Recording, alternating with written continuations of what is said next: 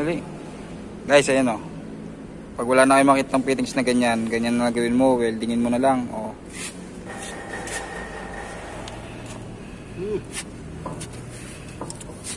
Tapos teflon.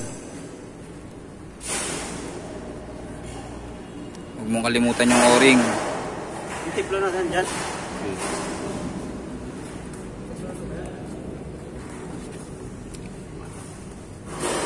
Di man na tumagos dun eh.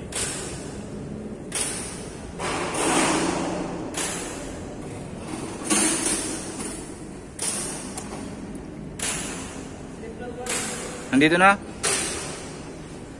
Ayan, teflon na mo. Kapala mo ng teflon.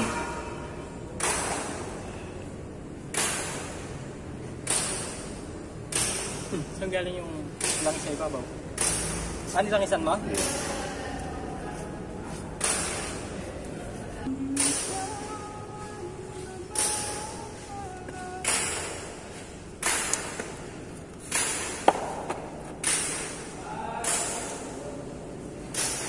Teflon, yan na guys. Oh.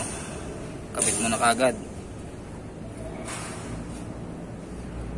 Tansyahin mo lang sa pagigpit guys.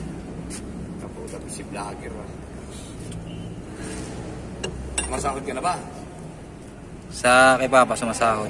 Tuwing Sabado. Tuwing Sabado sumasahod. Sa ano, buwanan eh, sa Facebook eh. Muntik na ako dyan eh. Na-depress lang ako, pwede ko tinuloy eh. Hindi, muntik na ako dyan sumahod. Tutog yata. Ayan o. Guys, ba't wala ano yun guys? Teflon.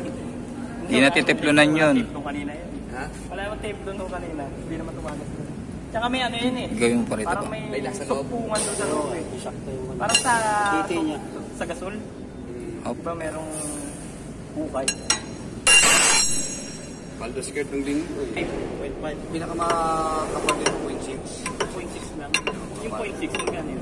Mahal yun. 0.5. 25 yan. Kailangan guys eh, 24 lang kami lahat. Kasi ano mo yan? naman to eh.